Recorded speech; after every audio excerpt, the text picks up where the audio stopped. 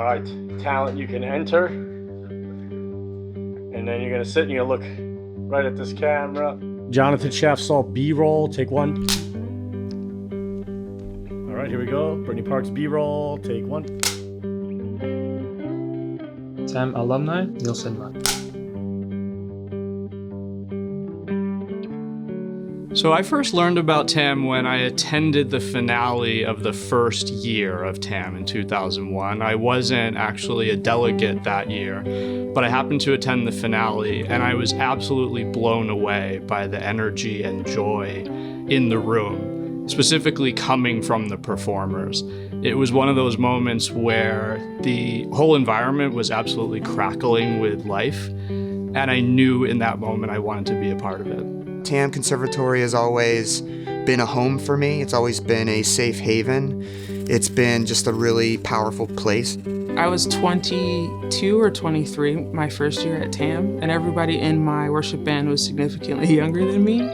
So I felt a little out of place. I also was very nervous. I only went for guitar. I didn't even sing in front of people at that point. But I feel like I had really good instructors, which helped me really relax into a space of just learning. I think I had never really seen musical theater done with that level of excellence and enthusiasm in a Salvation Army setting before, but it was something that really resonated with me, and I was absolutely blown away by how much the people doing the performing seemed to be enjoying it. I remembered when we were wrapping up the week, I literally did not want to leave. I was pretty disappointed to go back home. And some of us were talking, wouldn't it be great if we had this all year, you know? But it was such a great experience. I think seeing this just reminds me of how terrified and insecure I was.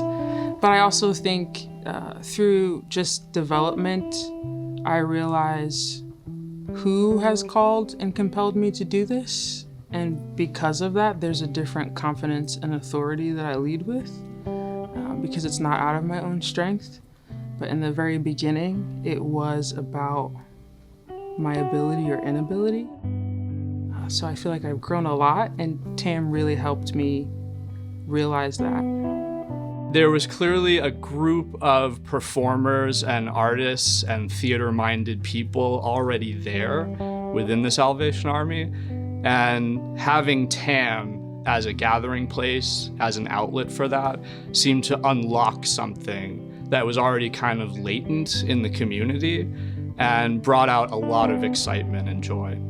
We were having a worship night. I think it was impromptu. I don't think it was planned. And I really felt the presence of the Lord really strongly. And I remember wearing my Yankee hat simply because I used it to catch all my tears as I was crying, and hid my face in this Yankee hat while other delegates of TAM were worshiping the Lord. And yeah, I recommitted my life to God, to the Lord, and I consider that the place where I got saved. Everybody arrives quite fresh and new, so it's a mutual starting point, and it's really cool how quickly it turns from just nervousness to just a space of comfort and belonging, a safe place to try new things, explore, even mess up, just knowing that you have a lot of support.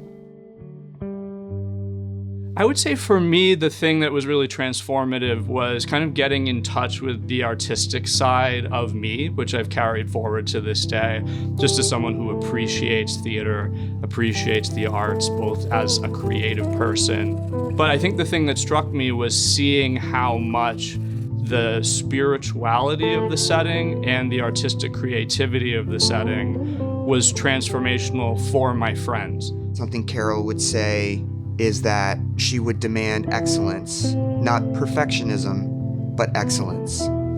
And that God calls us to do whatever we're doing to the best of our abilities, to our utmost, to excellence. And that instilled in me, I think, a work ethic, and I've tried to, live up to for a lot of my life. I personally have not gone the route either of being employed by the Salvation Army or of working in theater arts. I'm a businessman, if I can say that. I work as a consultant. But I will say that the things I learned at TAM have stuck with me over the years. We always had this mantra of being prompt, present, and prepared.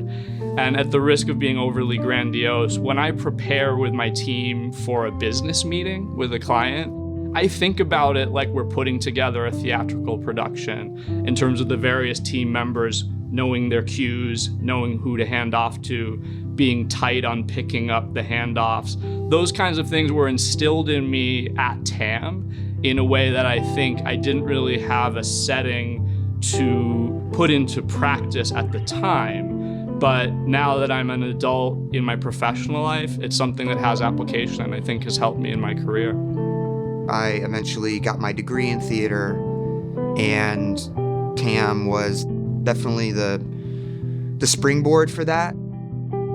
Being on staff at TAM is quite mind-blowing for myself because I know the significance that played in my life at that young age. So to be on the other end and to be able to pour into young people who are also exploring their own gifting is truly a blessing. You don't always know that you're part of something that's going to be a huge part of your life for years to come when it's happening. I think that my experience at TAM as a delegate during some of its early formative years was unique in that we really knew in the moment this was something special almost as soon as it was formed. And it was something that was going to be an important community, an important source of friendships and enrichment for all of us. And it really has been. I can't believe it's been 25 years, but it's been amazing to watch it grow and leave an incredible legacy.